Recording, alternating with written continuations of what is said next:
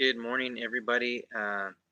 Pastor Sal here from the Ridge in El Paso, and we are here continuing our daily devotional series based on the workbook, The Devotional Life in the Wesleyan Tradition. And of course, this is a workbook based on the examples of John Wesley, who was the founder of the Methodist movement, and also uh, of one of the great influencers of the modern era as far as belief in theology and so forth. And the reason he was such an influencer is because um, he recorded more than 65, almost 66 years of his life. He recorded it almost on a completely daily basis. And he wrote prayers, and he recorded his thoughts. He even measured the temperature of his day. And what I mean by that is if he felt in the spirit, if he felt like he was part of, uh,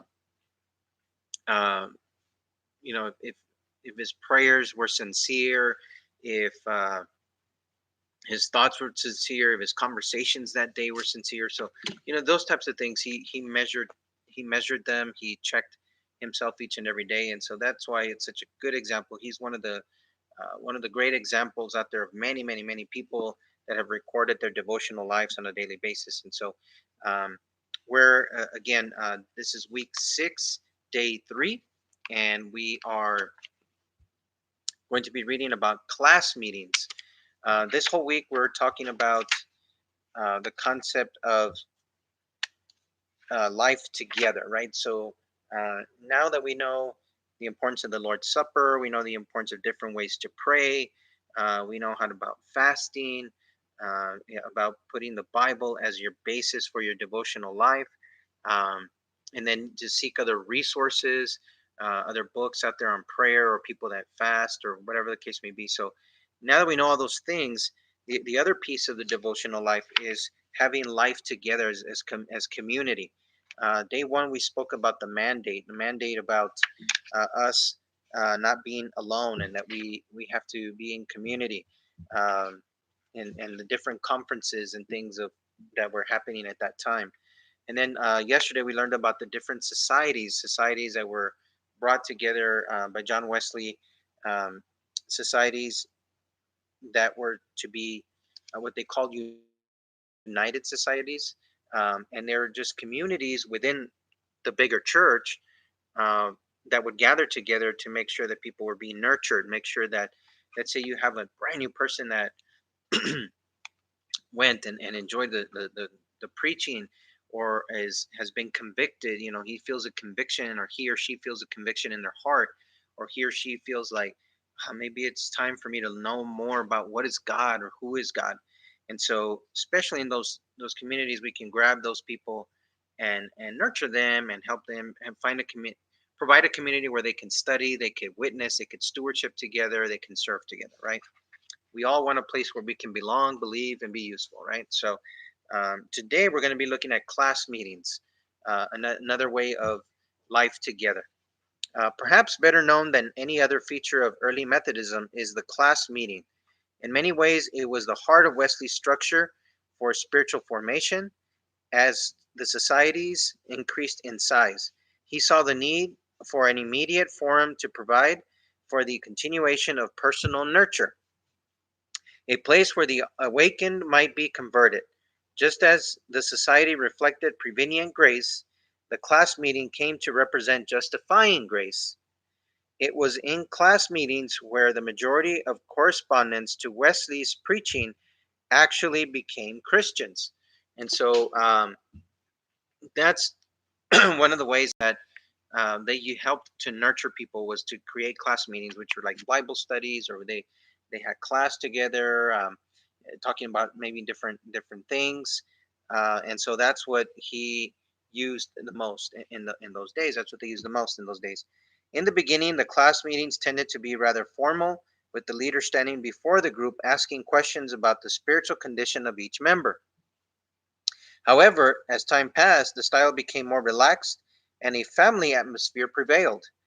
Leslie Church describes a typical class meeting in these words: problems were submitted and often solved, spiritual experiences were shared, and the members rejoiced in the conscious assurance of the presence of God. The meetings began and ended with a hymn and prayer, and there was simplicity and intimacy about the act of worship which any formalities would have destroyed. Okay, so those are the things that, as time passes, and this happens a lot with Bible studies and meetings. At first, they're very formal, but then as people get to know each other, they start to be a little bit more relaxed and they feel more and that's when you know that you're really achieving what you're trying to achieve, because if in a formal setting, not everybody would share the way that they would normally share, say, to a family member, or when you feel more comfortable with someone, right? So that was the good thing. Besides fellowship, the class meetings also provided the basis for early Methodist stewardship and mission. A penny a week and a shilling a quarter became the rule. Across the United Societies, this added up to a considerable sum, and the monies were primarily used to aid the poor and to support traveling Methodist preachers. The element of discipline is another noteworthy feature of class meetings. Each member was given a class ticket that bore the person's name, the date, and the signature of Wesley or one of his preachers. The ticket was good for a quarter, and unfaithful members did not get their tickets renewed for the next quarter. Beyond the tickets, Wesley exercised further discipline through his periodic visits. At these, he examined, regulated, and even purged the classes. So, discipline was one of the ways that they kept everything in order. So, and again, when you create societies or you create groups or small groups, as we would in this case in a church, these would be considered like small groups, Bible studies, or men's ministries or women's ministry or couples ministries. Those groups, you have to make sure that you monitor them and that they're doing what they need to be doing. So not that we would be giving tickets necessarily, but it's a responsibility of the pastor or the leader of those communities. In this case, it was John Wesley, or his preachers, to make sure that those things are going the way that they should. And then it's not just one big gossip group, and then that's it. Then that defeats the whole purpose. Because the other thing that they would do is they would do stewardships and missions. So they called it a penny a week and a shilling a quarter.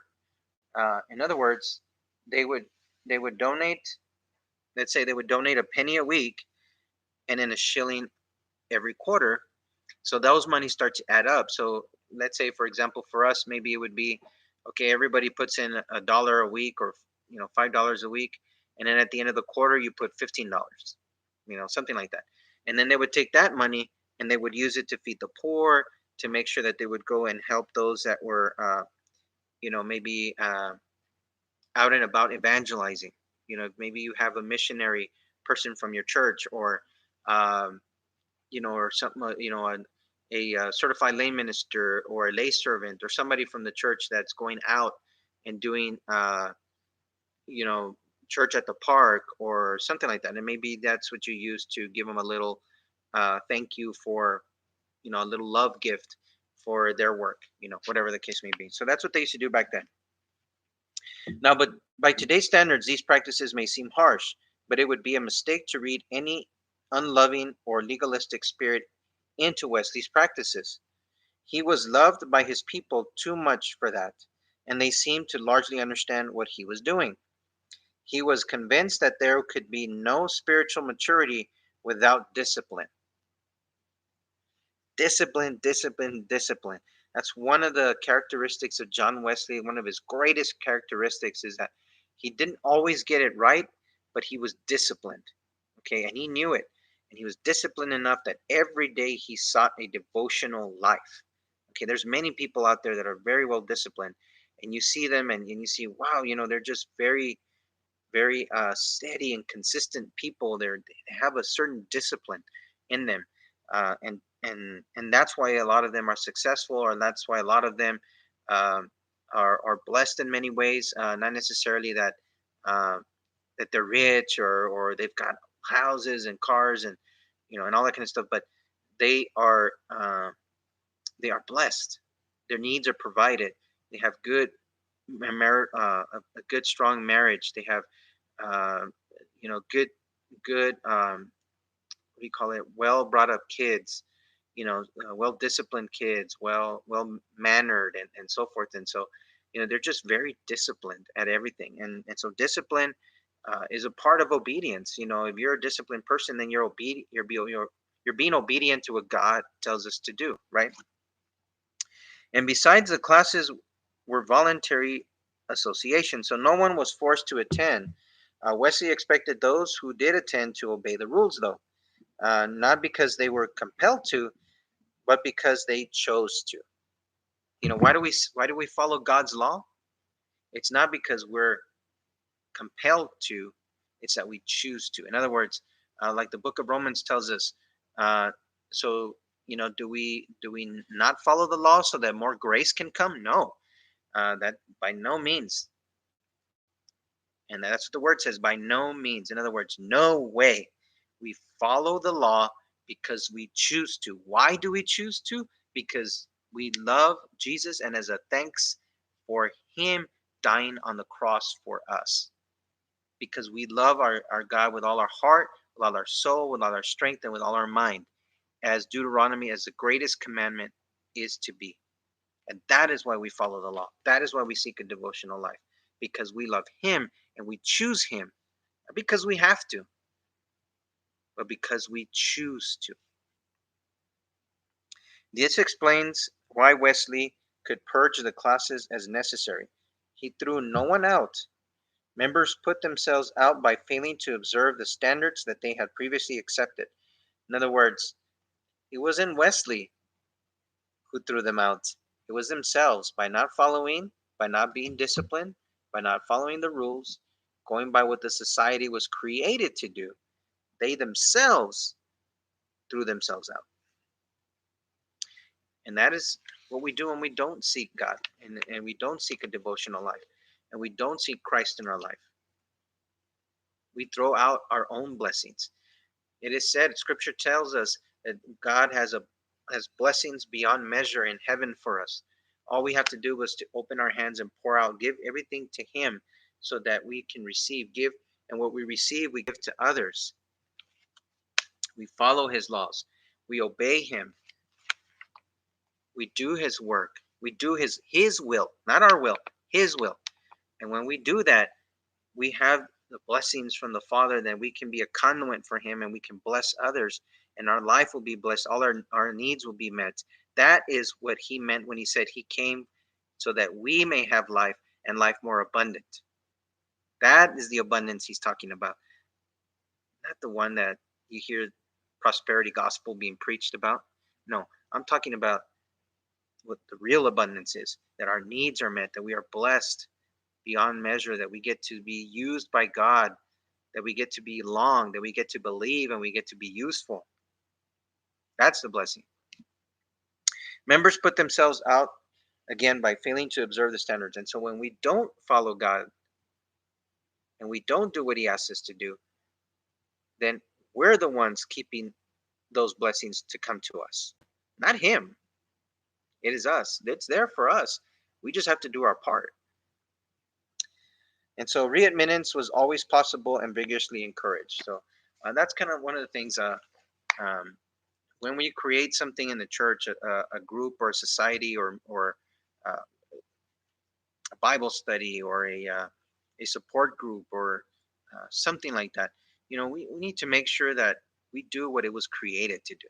Okay, not just to create it, and I mean, because there you can create a fellowship group, you can create a group where you just go and you gossip and you talk and all that. That's your own separate thing. We're talking about things within the church that are created, groups that are created so that they serve a purpose, and the purpose is the will of God. That we create a society of devotional life, that we create a Christian community that God can be proud of. That God can say, we're doing His work here on earth. We're being His hands and His feet. Um, this is part of the reason why I wanted to do this devotional daily devotional for these 7 weeks is a way to reach out to people, a way to stay connected, a way to give an example of how this is just one example of how we can live our lives. Doesn't mean it's the all purposely all correct way, but it's a way of doing things. Um, there's many other examples. John Wesley himself um, recommended for us to seek resources, other prayer books, common book of prayer. First and foremost, the Bible is number one, and then from there we go into other resources. There's Bible commentary. There's tons of Bible commentaries out there. There's even Bible commentaries that will teach you the Greek and the Hebrew, and there's Bible commentaries online. There's books online. There's uh, many different resources out there. There's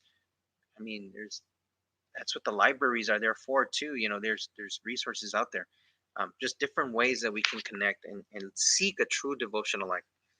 And so, reflecting questions are: as you read the description of the class meeting, what aspect of it strikes you as most important?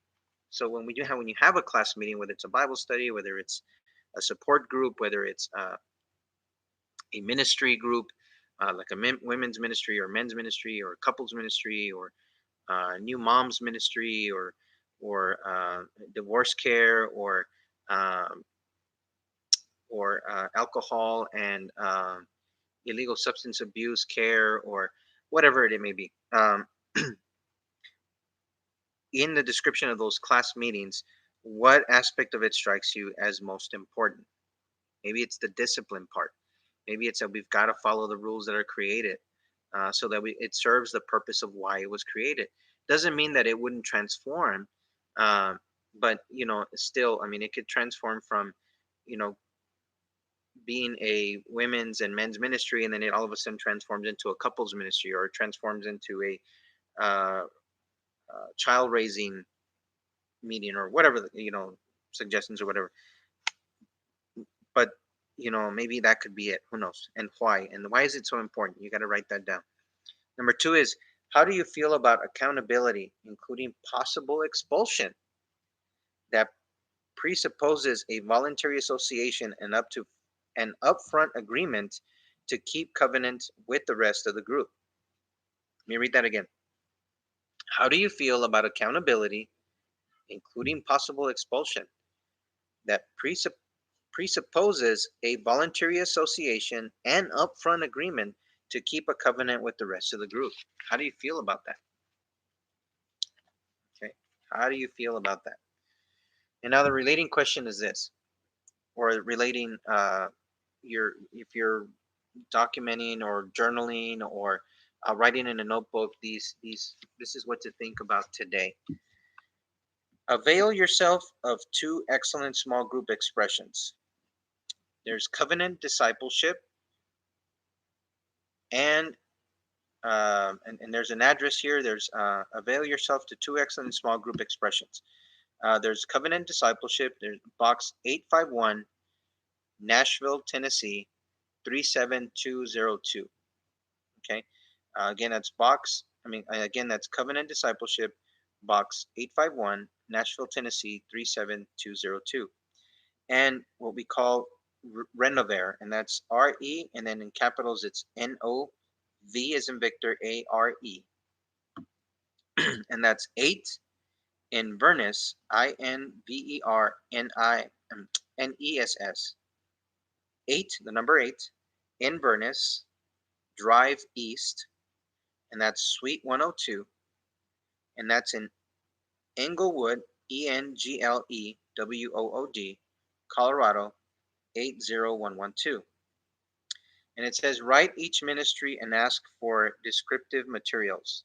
When you receive them, compare them with elements in Wesley's class meeting. So um, if you're wanting to start a group or something, these are two um, excellent small group expressions that you can write to them. They'll send you materials and so forth. So if you're interested in that, you can do that. Or you can, if you want to seek another one, just look for it online, or maybe to an online library, something to that effect, and just small group expressions or small group classes, that sort of thing, and look at them and see How do they match with the class meeting element of Wesley? All right. So I hope you enjoyed today's reading. Tomorrow we will be in day 4, week 6, day 4, and what we call band meetings. And so we will look forward to seeing you tomorrow. Please, if you have any questions, please send a comment here. Send an email to sal@theridgeep.com. You can reach us at 915-881-4577.